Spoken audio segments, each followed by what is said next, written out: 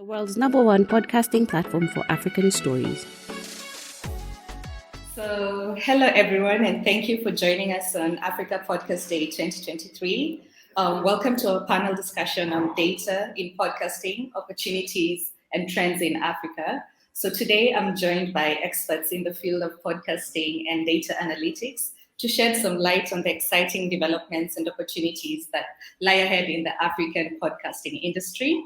So on the panel, we have Gabriel Soto, the Director of Research at Edison Research, and Melissa Mbugua, Co-Director at Africa Podfest, who are also the founders of Africa Podcast Day. So I'd like to take this opportunity to give you a moment to introduce yourselves. So please tell me a little bit about yourself. Maybe we can start with Melissa. Hi, thank you so much for organizing this and for having us here.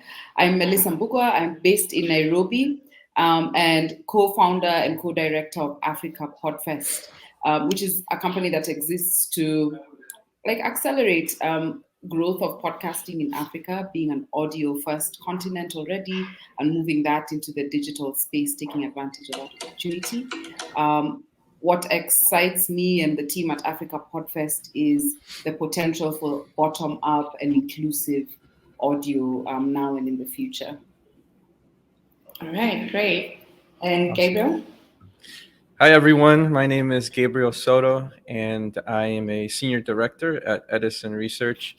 Edison Research has been described as one of the leaders in podcast and audio research here in the US and throughout the world. We help measure the percentage of time that people spend listening to platforms like radio, podcasting, satellite radio, which is available here in the US, audiobooks even. And we've come out with a lot of studies that examine and measure the podcasting audience here in the US, even in South Africa, and multiple international communities. So I'm happy to be here. I'm happy to talk about the data that we have and the potential for the future on the African continent. Okay, great. Thank you so much. I'm really excited to have you on this panel. So podcasting has exploded in popularity in recent years, and it's now a vital platform for content creation, storytelling, and personal expression. And with the rise of podcasting, data has become a critical tool in understanding the audience, measuring impact, and making informed business decisions. So I wanted to have a conversation to explore the opportunities that lie ahead for African podcast makers, the latest trends in data analytics, and the role that data will play in shaping the future of podcasting on the continent. So I will probably start, let's say, with the challenges faced in terms of gathering data in Africa. Gabriel, I know Edison has done research in South Africa, like the Infinite Dial Report. What is the process for Edison collecting data, and what are unique challenges faced gathering research in Africa? And perhaps if you compare with reports that you've worked on, like the Latino podcast listener report. Sure.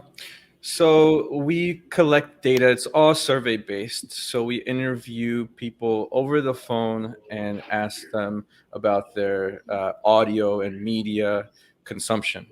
So do you listen to podcasts? How often do you listen to podcasts? And where are you listening to podcasts? Now, we also, in South Africa, is very unique because we do face-to-face interviews there as well. And that's to make sure that people who don't have access to a telephone can be represented in the sample. And to describe some of the challenges, it's just that, right? Representation. I would be lying if I said that the Infinite Dial South Africa report represented the entire country. But that's not true. We're very transparent about that in the report itself. We've had to boil it down to the major metro commercial areas. And that's because it gets pretty expensive and not feasible to be able to conduct a nationwide study, right? So those are some of the challenges that we face here. we face in South Africa, right? Getting a representative sample of the entire country. And there's a couple factors that go into that. Language, right? Conducting the surveys in multiple languages that people speak in South Africa. Funds, and how feasible it is to manage all of that. In Infinite Dial here in the US, we just do telephone interviews because virtually everyone has access to a telephone and can be well represented in the survey. Okay, that's good to hear. And for Melissa, you've also done some research in Africa. Is this mic on and Discovery Tour Data edition?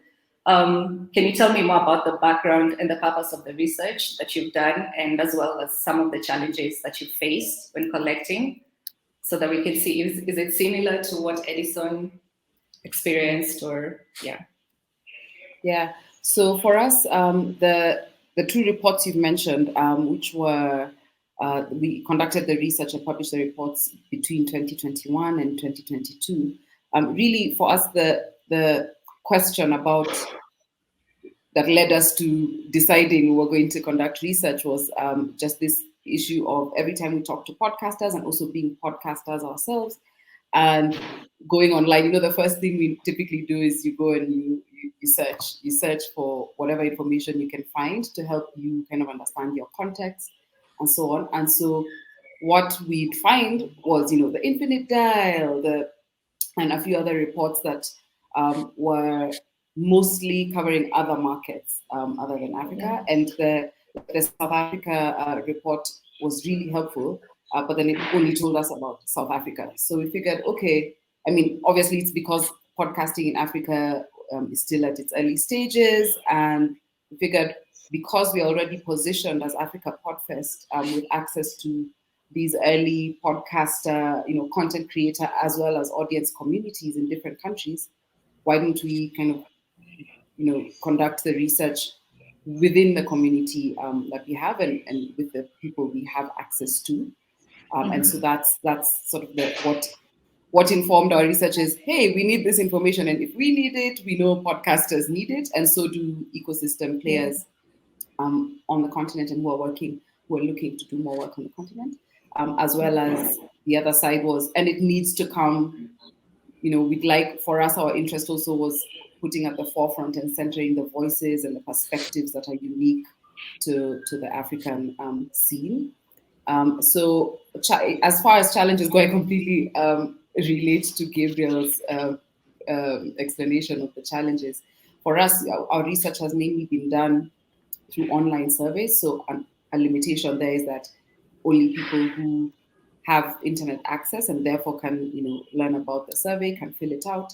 We also do interviews, mainly on the creator side. And again, that's limited simply by kind of the network reach, the snowball method that we use, which isn't representative, right? So we know that there's so much more out there from audiences and also creators who are beyond Nairobi, Lagos, Johannesburg, Cape Town, who are creating, who are tinkering with podcasting, with new formats in different languages, but who we haven't reached yet and who don't know this, Africa Podfest exists, and therefore they wouldn't have accessed our survey.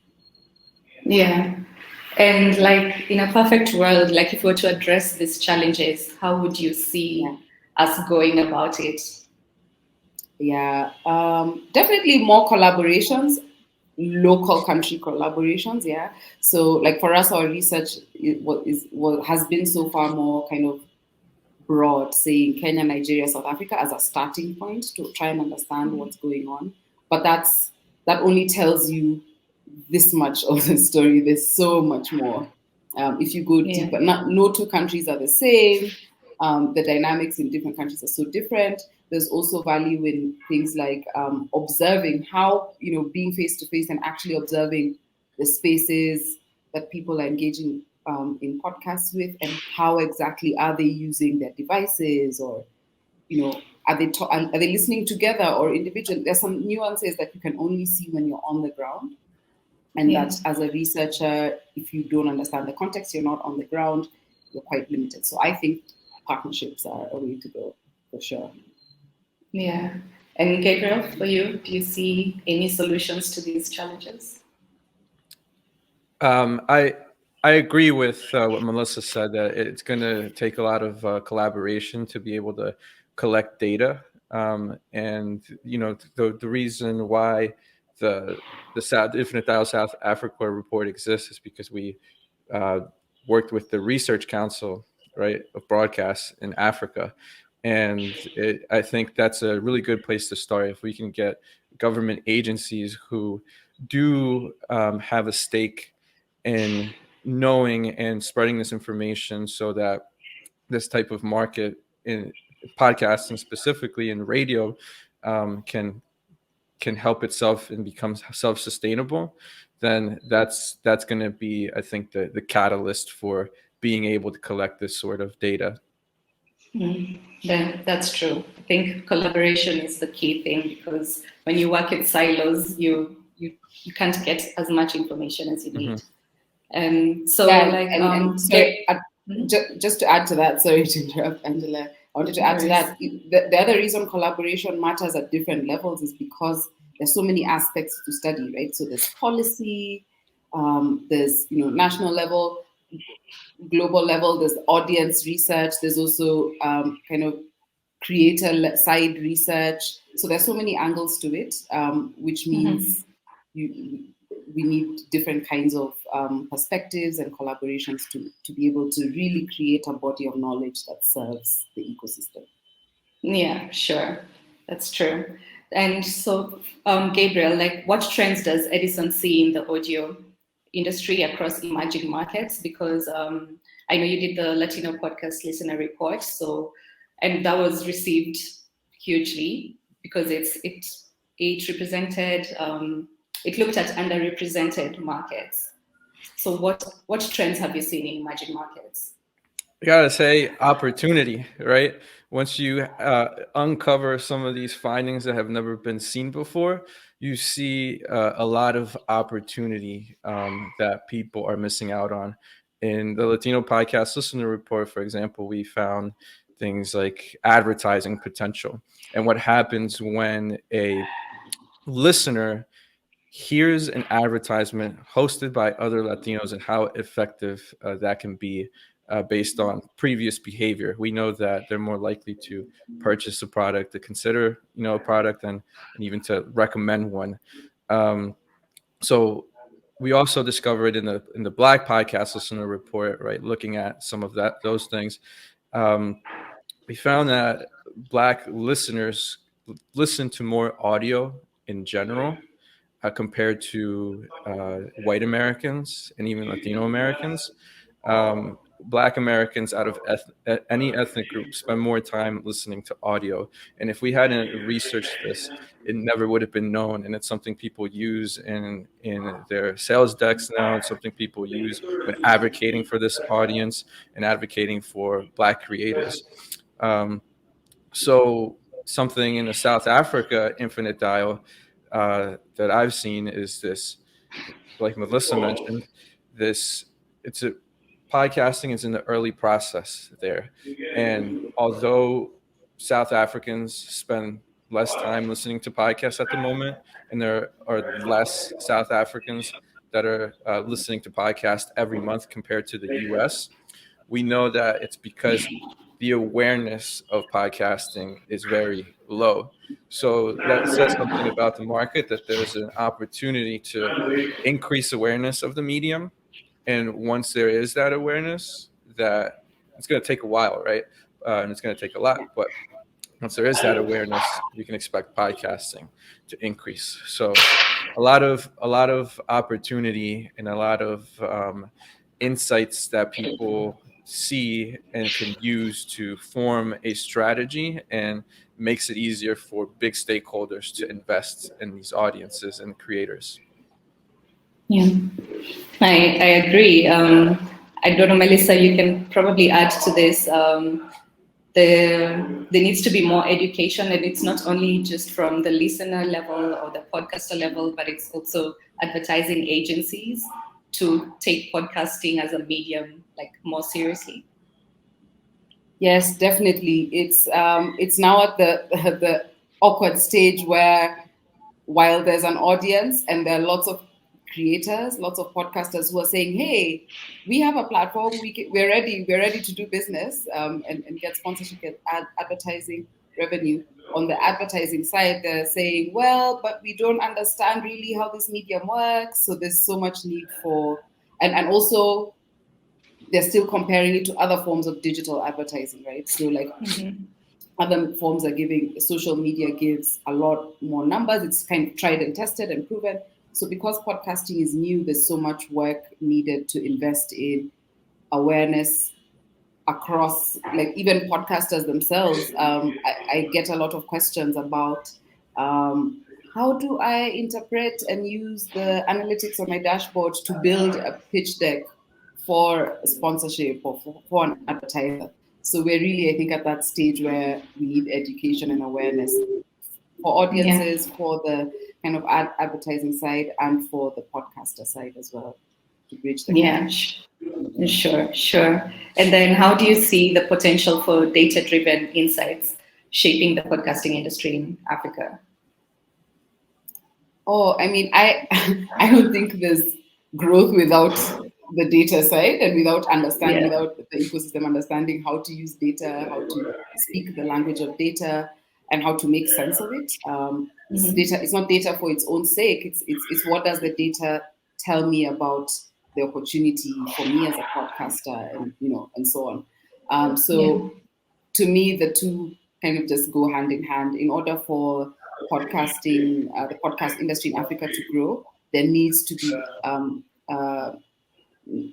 the skill set for just handling and interpreting data. And for Gabriel, like how does research validate young emerging markets? I'm trying to look at the impact from the financial perspective in terms of growth from advertising after research is done. Oh yeah, nothing is left up to guessing anymore.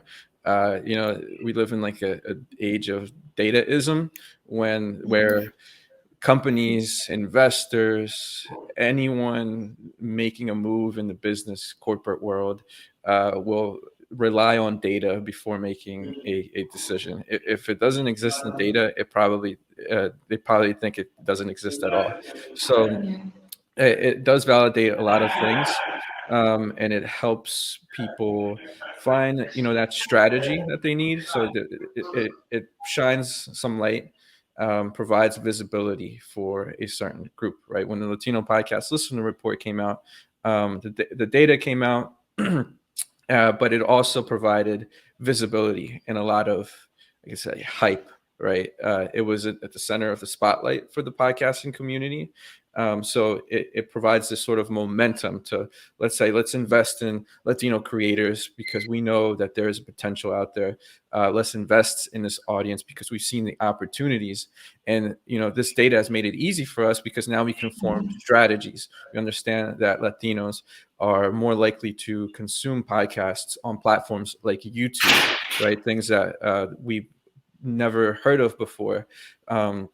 So, of course, advertisers roll in, ride on this hype, and it provides momentum for the entire community to help advocate and bring in those advertising dollars. Yeah. Okay. Yeah. And okay, Melissa, you want to add something? Oh, I was just going to add on and say that it's also really interesting to be discovering as we go that similarities between markets, like the similarities between the Africa space, the Latin America space, MENA as well, and to realize we're not really in a silo, and that the podcast industry is kind of growing in what we'd call the global south in ways that are interesting, and there's potential there even to think about the opportunity beyond countries or continents, but to think of it as what happens when the Portuguese-speaking podcasters, say in Mozambique and Angola, think about the audience in Brazil. Also, so I think the research also is so helpful. We've only kind of discovered these sorts of interesting things through the process of intentionally doing research. Doing research, yeah. And let's say for Edison, you've just done research in South Africa. Are there plans to expand it to the rest of the continent? Yes, well, I think we want to. It's difficult. If anyone is listening to this and wants to help fund a study, we of course would like to help and help people tell their stories on the continent, because that's how I see it, and that's why I like doing this sort of research.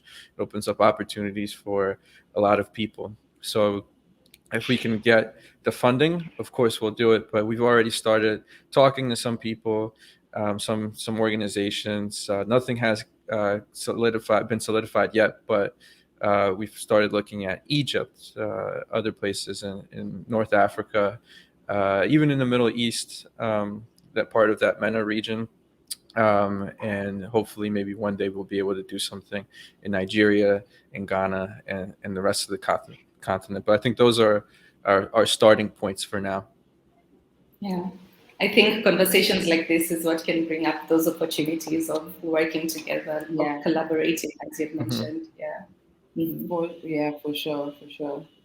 Yeah. Melissa, how do you think data can assist in creation of sustainable income for generating models for podcasters in Africa? Can podcasting become a medium which can provide sustainable income, or is it more of a side hustle? A side hustle, yeah. That's a really good question. It's the question of the day, isn't it?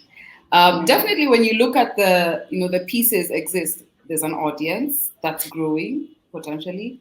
There are creators who have interesting stories to tell and lots of growth opportunity.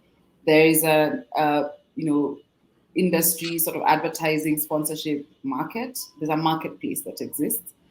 The issue is for it to then ignite and become sustainable is there needs to be connections formed between these three, right?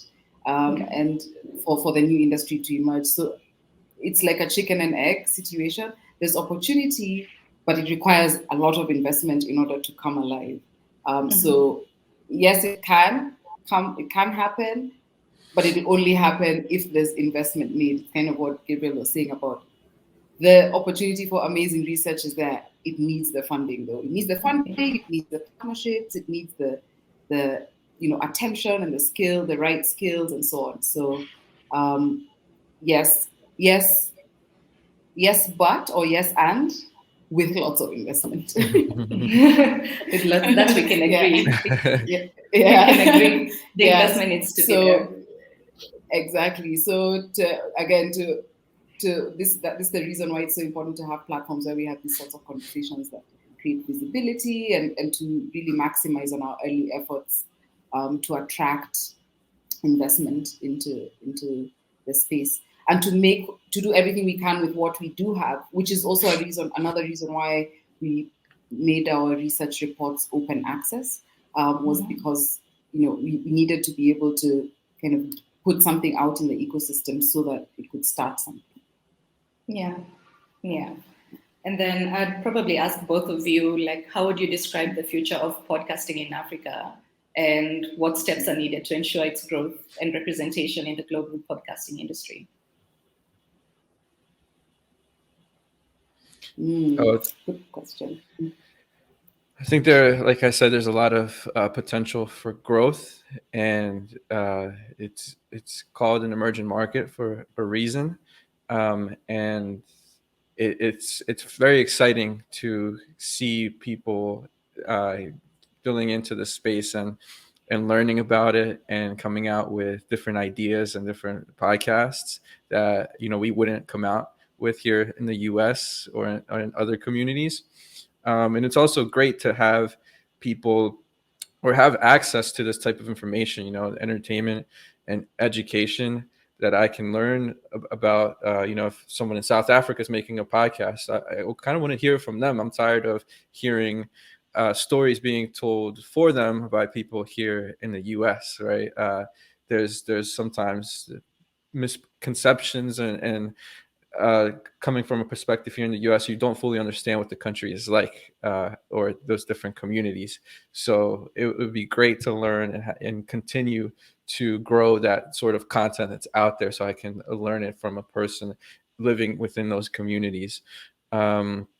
So I think that's why I'm very excited. But I do think, pointing back to Melissa's key, is that collaboration, right? We need to work together. When we work with data, my preference is always working with someone who's on the ground already, maybe with like Africa Podfest, who's already doing research and has this sort of experience in the space. And that's why with the Latino Podcast Listener Report, that was one of my favorites, because we did work with sponsors and creators, independent, like Martina Castro, Juleka Lantigua Williams, even Elsie Eplibson, that have worked very closely with Latino creators for years before they even came into the spotlight. So definitely collaboration, excitement, and collaboration. That's how I would describe it. Yeah. Yeah, I like that. I like hearing your perspective, Gabriel. I would say, we're the past 3 years, we've moved from not knowing each other, podcasters working in silos, to now, there's visibility. You can kind of see who's who. People, now it's known that podcasting exists in Africa, and the community sort of knows, broadly speaking, knows where to go, and that it's a thing. This ecosystem exists and there's potential. So I would say the next stage now is to deepen the relationships. Now that they exist, now that people know each other, what can we do together to learn, to bridge those gaps that we were discussing earlier, and to create more fantastic stories, level up, So it's about leveling up in all aspects, in the business awareness, business skills, make more money, as podcasters, deepen the research, as well as also just deepen the level of storytelling and growth. So it's kind of, now that we're here, what do we do with the time what we have?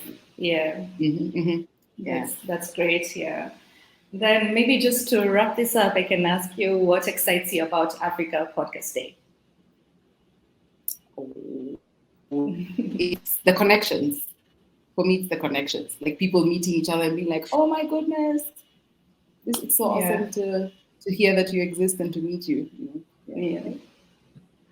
Exactly. Yeah, I would say the connections too, just me getting to know everyone, but also that push in momentum, right? When people go to these sort of conferences and festivals, we have this sort of energy that builds throughout the day and throughout the time to continue working on the things that we work on.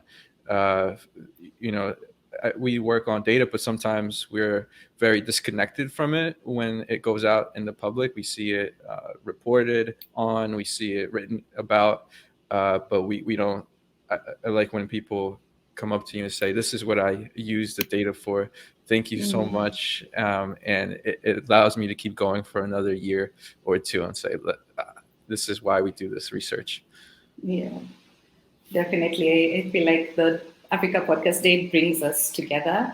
And I can definitely say thank you to Melissa and Josephine, because without you, this day wouldn't be possible. So thank you for founding Africa Podcast Day. Yeah, it's been an honor. And so we created Africa Podcast Day with the intention for it to be, a day in the calendar that people could take and create their own forms of celebration. So by all means, our particular event, we're not able to have this year, does not mean that Africa Podcast Day celebrations should stop. Yeah. The community should, kind of do what you will with it, gather, connect, celebrate, online, offline. yeah, we are happy to kind of join in, support, and shout about everyone else's events. Okay, great. I don't know if any of you have anything to add towards the end. Any parting shots or? Just thank you to the both of you for all the work that you do. Yeah, and also thank you as well. Yeah. Mm-hmm. Yeah, for participating, connecting, and I look forward to having more conversations as well. Yes, definitely. Let's keep in touch. Definitely. That's the purpose of this kind of panels or events. It's to connect us, to continue the conversations. Like, who knows what we could come up with in 5 years down the line, just based on this conversation starting now. Mm-hmm. Yeah, so definitely. Thank you, Angela, for hosting. Thank you to AfriPods as well for hosting this. All right. So I'll just conclude this by saying thank you for joining this panel discussion on data in podcasting, opportunities and trends in Africa. We hope this session has provided valuable insights and inspiration for all of you in the African podcasting industry. The potential for podcasting in Africa is immense, and with the right data analysis, it can lead to exciting growth and success for content creators, brands, and listeners. So a huge thank you to the panelists, Melissa and Gabriel. Thank you for joining me and sharing your expertise and experience with us today. And we appreciate your time and valuable contributions. And happy Africa Podcast Day, everybody.